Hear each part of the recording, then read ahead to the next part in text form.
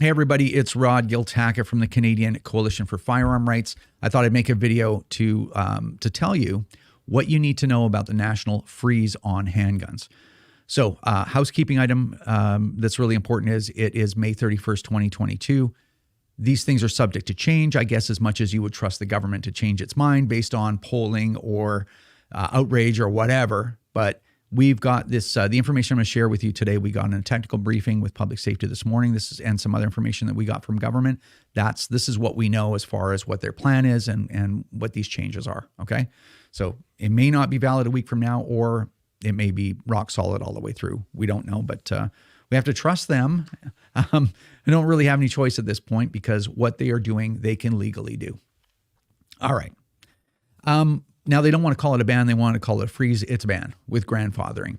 So if you remember back in the early 90s, there were Canadians that had short-barreled handguns. Those were deemed to be too dangerous to own. Regular handguns were okay. If the barrels were short, they couldn't be possessed by the public. It was too dangerous. So anyway, the people that possessed those handguns got to keep them through a grandfathering process. And what they were allowed to do was everyone that had one got a prohib license. And so you could sell them and trade them or whatever, transfer them essentially between people that had a prohib license. Also businesses could buy prohibs and sell them to prohib license holders. You could also pass these guns down to your children, to your family members. And so basically none of that stuff is in here. So this is a ban with grandfathering. If you have a specific gun, you can keep that gun. You can buy guns right now until this comes into effect, and we'll talk about how and when it comes into effect, and that's really important. But right now it's business as usual. Nothing has changed when it comes to handguns. You can transfer them to other license holders. You can sell them to a business. You can buy from a business. You can buy from private individuals. All that is fine. But when this comes into effect, whatever you have in your inventory, that's it for the rest of your life, as it applies to the Liberals being in power or another government wanting to roll this back. Okay, that's it. So for all intents and purposes, whatever you have when this comes into force, and that's going to be in the fall, that's it. Whatever your family members have, that's it. And the transferring only goes one way. It's out to a business that will either dispose of the firearm or sell it to someone else that is qualified to, that is authorized to take it, like a movie armor or something. But obviously movie armors can only use so many handguns, or you can surrender to the government. That's it. So it's outwards only, and it's basically on a path to destruction. Now, so this is going to come into force in the fall, and here's how the Liberals are doing it. They're making an amendment to regulation, but they're using the proper process this time for some reason. That process is a 30-day process. They table a change to regulation in the House and in the Senate, and it takes 30 days for it to come into effect. There's not 30 days left between now and the end of the sitting for the summer. So I don't have the dates with me, but if it's, let's say, 20 days till Parliament rises, then 20 days of that 30 days will be used up. They'll be gone for the summer. They'll come back, and 10 days later, that change in regulation will come into effect, and that's when the door is shut. That's when the market is capped. It's done. And so whatever you have at that point is what you have. That's it.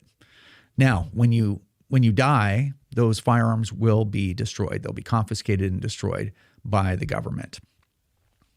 Now, it's very interesting that the Liberals used the proper procedure for amending regulation this time, whereas they tried it using an OIC last time, if you remember, because the CCFR and our legal team said you can't use an OIC like that. That's not what OICs are for. The government's like, we'll do whatever we want. We're the government. We own everything. And we sued them, as did other groups, right? So they got their butts sued off over that. But not only did the CCFR sue them, but we brought injunction applications. We brought motions every time they tried to pull some stuff like cabinet secrecy and all this garbage.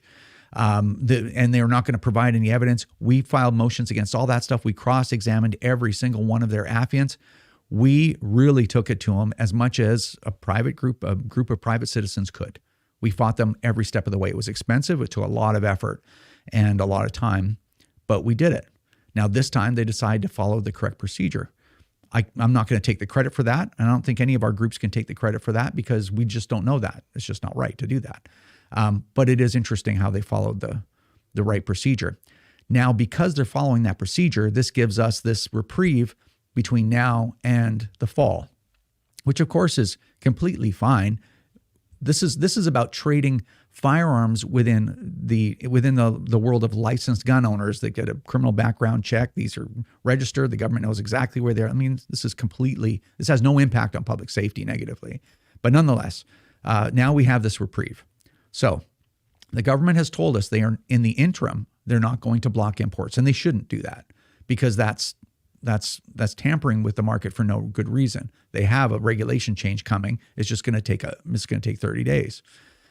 They have also told us they're not blocking transfers. So if you want to transfer some of your guns to your children, you can go ahead and do that. That way they have those guns for the rest of their lives, at least, if they have restricted PALs today, or to anyone else. Or if you have a big collection, you want to dispose of some, that's fine. But this move is going to drastically diminish the value of your firearms, right? Because once there's no transfers left, they're worthless. They're worth $0. They're only there for you to use for as long as you're alive. So anyway, those are the consequences. That's what's going on. So if there's a gun that you always wanted, that you are happy with being worth no money at all, once this takes effect in the fall, but at least you've got it to enjoy for the rest of your natural life, then now's the time to go out and get that firearm. If you want to get rid of your collection because it's going to be worthless, come the fall, now's the time to do that.